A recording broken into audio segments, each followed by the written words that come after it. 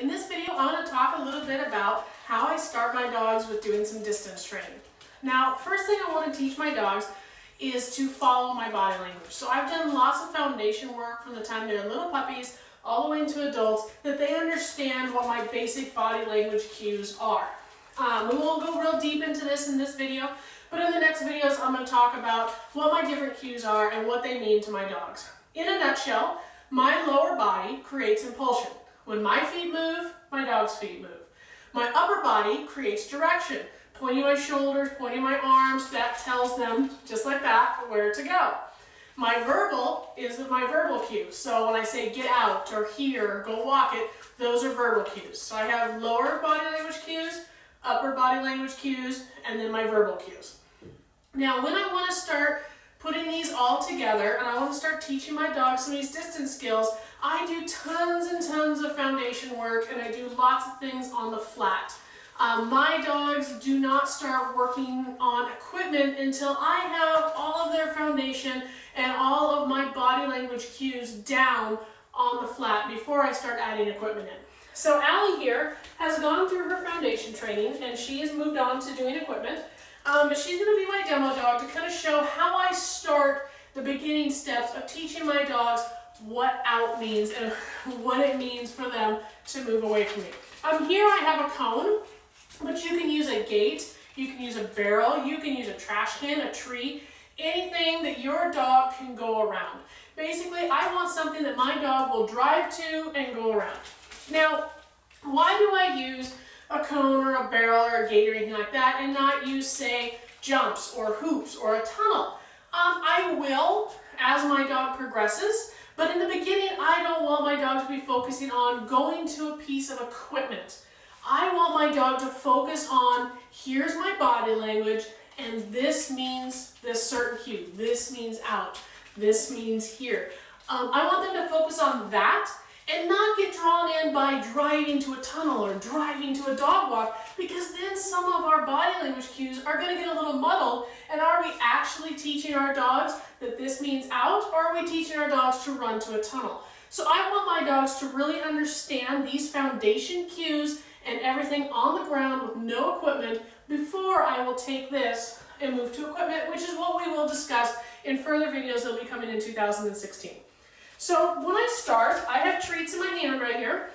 So I have this really tight fist so I can keep them all together. Usually I have a little bag I can put them all in. When she's obviously has done this cone work, but we're going to pretend that she's never seen it before. First off, I'm just going to let her come up and I'm just kind of luring her around the cone. And what I'm really doing is letting her touch it. I want her to know it's okay to kind of touch and let her shoulders touch it. Let her feet touch it. It's not some kind of scary thing. If for some reason your dog seems a little apprehensive about it. Then what I'm going to do, number one, my dogs always take cues from the side of their body that they are on. So if I'm saying out and I'm using my left arm, my dogs are on my left side. If I'm saying out and I'm using my right arm, my dogs are on my right side. I always use the arm and leg closest to the dogs to signal a cue. So when I start teaching this cone, I'm going to have her on my left to start with. You sit. Okay. And I'm going to signal her. I'm going to lure her around the cone a couple times just to get her used to this body language.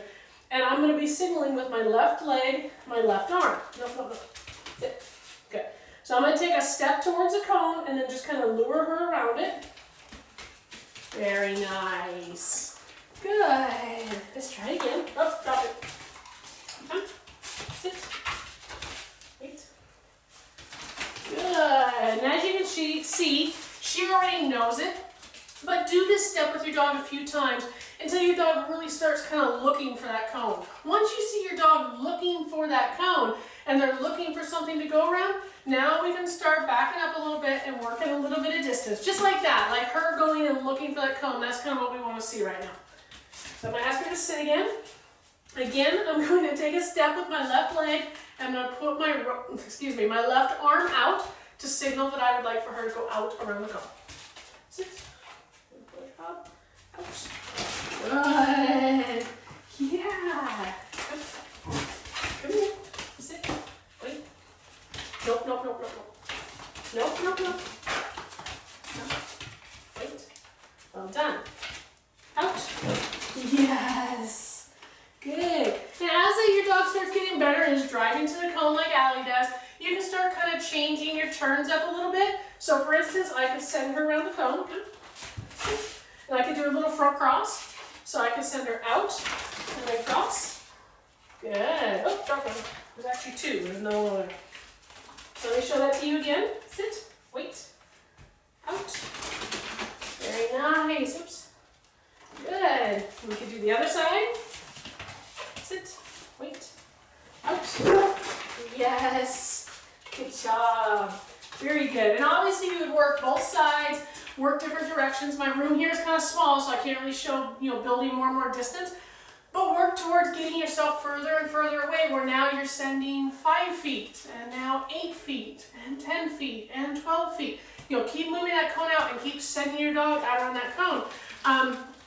In more advanced videos, I'm going to show, once we get outside, I'm going to show using multiple cones, gates, hoops, or not hoops, excuse me, barrels, to show different patterns we can do with, out around the cone, here around the barrel, switch around the cone.